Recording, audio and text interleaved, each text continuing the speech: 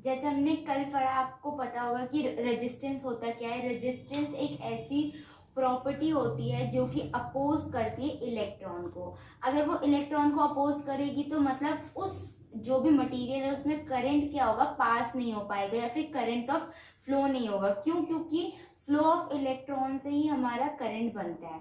तो हमने कल पढ़ा रेजिस्टेंस क्या होता है, रेजिस्टेंस को डिनोट कैसे करते हैं। तो रेजिस्टेंस को डिनोट करते हैं आर से, और इसकी जो एसआई यूनिट होती है वो होती है ओम, जिसे हम ऐसे भी डिनोट करते हैं, इसे हम बोलते हैं एसआई यूनिट। रेजिस्टेंस का एक फॉर्मूला होता है जिससे हम बोलते हैं R is equals to rho L by A, जहाँ पे रो होता है हमारी रेजिस्टिविटी। रेजिस्टिविटी मतलब होता है किसी भी मटेरियल का नेचर कैसा है, जैसे कि नेचर इन द सेंस वो किस चीज का बना हुआ है, उसमें क्या क्या चीज, जैसे कि कॉपर है, जैसे कि सिलिकॉन है, तो ये अलग अलग टाइप का मटेरियल है, मतलब उसका टाइप, नेचर मतलब उसका टाइप। तो रो मतलब होता है हम पे रेजिस्टिविटी।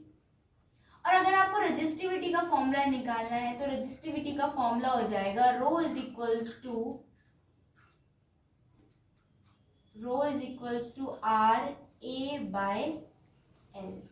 ठीक है, ये वही फॉर्मूला बन जाएगा बाद में। तो आपको अगर रेजिस्टिविटी का फॉर्मूला करना है तो उसका फॉर्मूला ये है। एल क्या होता है? एल होता है हम पे लेंथ ऑफ अ कंडक्टर, मतलब कितना बड़ा कोई भी सब्सटेंस है उसकी लेंथ कितनी है उसे हम बोलते हैं लेंथ ऑफ कंडक्टर। एंड ए होता है हमारा area of cross section. Area of cross section मतलब होता है, एरिया ऑफ क्रॉस सेक्शन होता है, जैसे कि ये एक मटेरियल है, ये एक पेन है, तो एरिया ऑफ क्रॉस सेक्शन मतलब ये वाला जो ये सर्कुलर है इसको हम बोलते हैं एरिया ऑफ क्रॉस सेक्शन।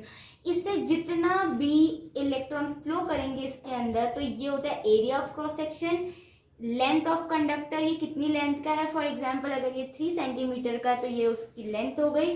जैसे कि अगर हम इसे फॉर्मूले में लगाएं तो ये किस चीज का है, फॉर एग्जाम्पल अभी हम उसे कांस्टेंट ही लेते हैं, तो फॉर एग्जाम्पल अभी इसे मैं 1 ले लेती हूँ, किसे, रेजिस्टिविटी को। लेंथ मैंने इसकी कितनी बोली, 3। और एरिया क्या होगा हमें पता है, ये क्या है, सिलेंड्रिकल है, तो सिलेंड्रिकल का जो एरिया होता है वो होता है 2πr²h, 2πr²h, या फिर ठीक है। तो अब यहाँ पे r क्या होगा, इसकी रेडियस होगी, h क्या होगी, इसकी हाइट होगी, तो वहां पे हमें क्या लगाना है, फॉर्मूला लगाना है।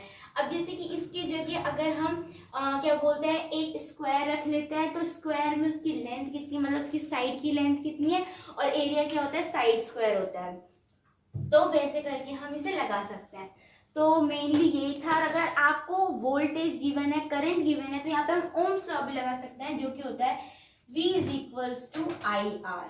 तो यहाँ से रेजिस्टेंस का फॉर्मूला बन जाएगा V बाय I। तो रेजिस्टेंस के बहुत सारे फॉर्मूले होते हैं, वो हम आगे क्लासेस में पढ़ेंगे। Thank you.